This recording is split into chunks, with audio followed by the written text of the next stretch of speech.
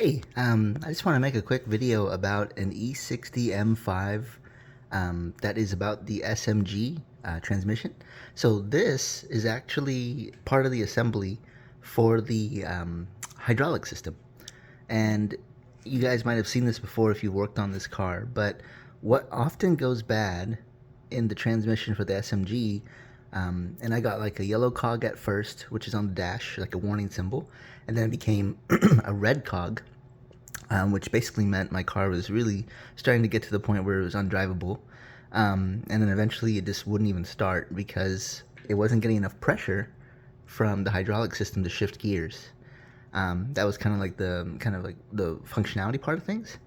And it turns out what it looks like it is my electric motor, which goes in the block here, went bad. And so I just wanted to show you real quick a partially disassembled block and kind of walk through some things with you. So this is the reservoir. And sorry about my voice, it's a little bit hoarse right now. But the reservoir sits on this side.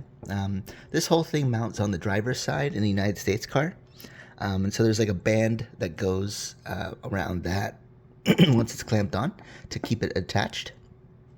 And this reservoir holds the CHS11 hydraulic fluid. So CHF11S hydraulic oil, sorry. So it gets pretty dirty. Obviously I have a leak of some kind above the transmission, which is kind of scary. Hopefully it's not actual more transmission oil or something, or hydraulic oil. But I'm going to be cleaning that up with some degreaser from Home Depot. And then inside there are two seals. There's one here, there's one there, and then this is actually where the pump lives. So when someone says I've got to change my hydraulic pump, they're actually talking, if you talk about a pump properly, it's just this little device.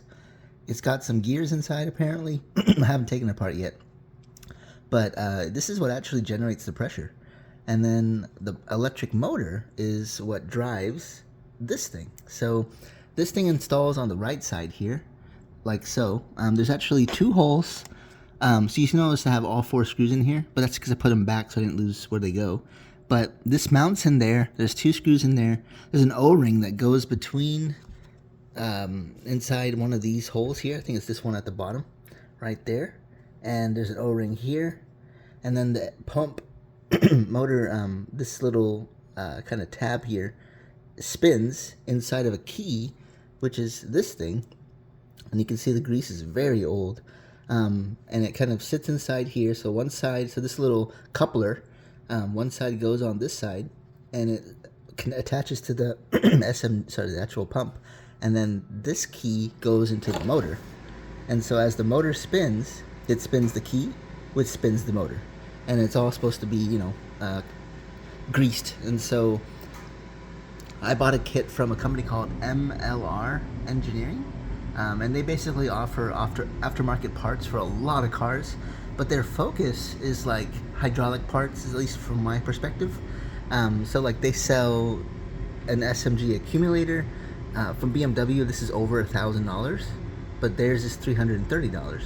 The SMG motor, BMW at this point is I think it's like $700, and theirs is near $300 or $400 for a kit that includes several things, like a new clamp, new screws, new hardware, new zip ties, that are all used for when you remount this whole assembly.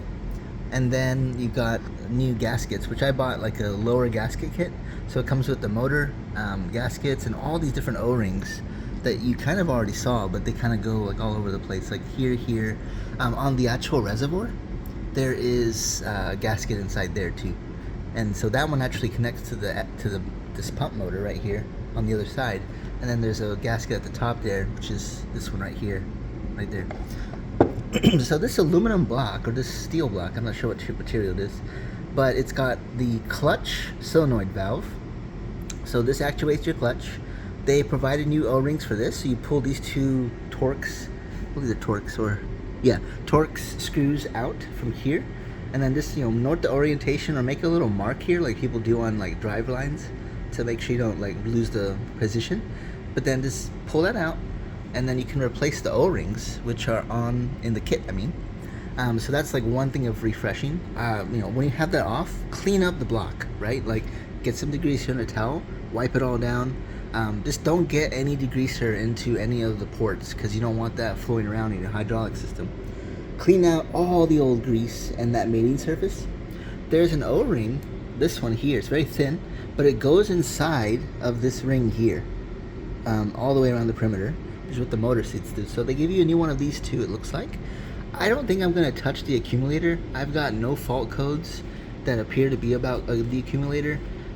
It's $330. It's another, like, I didn't want to spend that if I don't need to, because there's plenty of other things this car needs, but this didn't seem worth it because they actually, it seems like they rarely go bad. And so if you have an issue, it's probably this motor, which I know is bad. The reason I say I know it's bad is, A, it doesn't sound good when it spins, when the car is trying to spin it. And then also the notchiness of when I try to turn this. Like, you see how I'm trying to turn this with my one open fan, and like it's not even like budging, right? I can turn it. It doesn't like it doesn't turn, but it's very notchy. Whereas like this MLR engineering one is brand new, and I can easily turn it, fairly easy if I can get a grip. But I can turn it, and it's just sitting here on the bench, right? Like I'm turning it toward me, and it's still spinning. Whereas if I try to turn this FTE one, I could barely get it. It's very notchy. It's like it wants to lock every 90 degrees, whereas the MLR one is fresh and it doesn't want to do that. Excuse me. So this motor and that motor, they mount up the same way, similar dimensions and everything. And then MLR is just an aftermarket company, like I said. So they found and sourced, or they manufacture this motor, and it's just an equivalent of what BMW will sell you. And so it's good to have aftermarket options, especially if they work. And so yeah, I'm going to basically be going through this. Just a few more things. These two screw holes are where it like mounts to your transmission. These two here. And so you have these long hex bolts which go through that. There are four. Sorry, my light's dying up there. There are 3 bolts which go to the side. So there's like one within the actual hydraulic reservoir, which is the longer one, and then you've got 2 short ones which mount to a bracket, which I have right here. This mounts around your pump motor and your hydraulic accumulator. So the accumulator goes in this hole, and then the pump motor, the center of it, goes through here, and then you've got 2 screws which go to the back. And so if you look at the back of this, those are the 2 screws, and so it all gets pretty obvious, but like your harness is what ends up in this open space. And so it's pretty. It only really goes back together one way, so you're not gonna like mess up the orientation. I'm gonna make a separate video with a with a bit of a tripod, so it'll be more steady for you guys. But I'm gonna take this apart now. One thing I noticed, one thing I said earlier is that there's 2 screws which actually hold the motor. It's those 2. They don't have washers on them or anything, but that is what bolts into the hole there.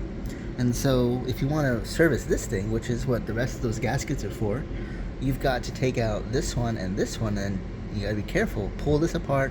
There's apparently delicate gears inside. You've got to use a little bit of hydraulic fluid when you reassemble it to make sure everything's kind of wet and oiled. Well, I'm going to be doing a video on that so you can see the process to rebuild this as well. And then I'm going to try to put all new gaskets everywhere, obviously, on the edge here. So hopefully when I have this all put back together, the car will run again and shift nicely. That's what I'm hoping for. But these 2 here one's a pressure sensor, I believe, and one is a temperature sensor. I don't know which one is which. These are pretty expensive, so really only replace those if you really have to. If you want them in terms of reliability, you have really deep pockets, go for it. You already have access to the accumulator, do that too. You can even get, all these parts are still available new. They just gone up in price substantially in 2025. Since about 2020, I've just noticed a lot of BMW parts, the authentic like OEM M5 stuff, is just more expensive. It just keeps going up, and I think it's because it's a small production run car. There's a lot of them, but BMW, these are all unique to the M5. A lot of them are, so they can keep charging a lot. But thankfully, you got companies like MLR Engineering, which are offering enthusiasts, do-it-yourselfers, a little bit more reasonably cheap options. So give them a try. If you want the ultimate in originality, yes, you got to buy the BMW parts. But if you're willing to give an aftermarket company that has a good reputation a try, go for MLR.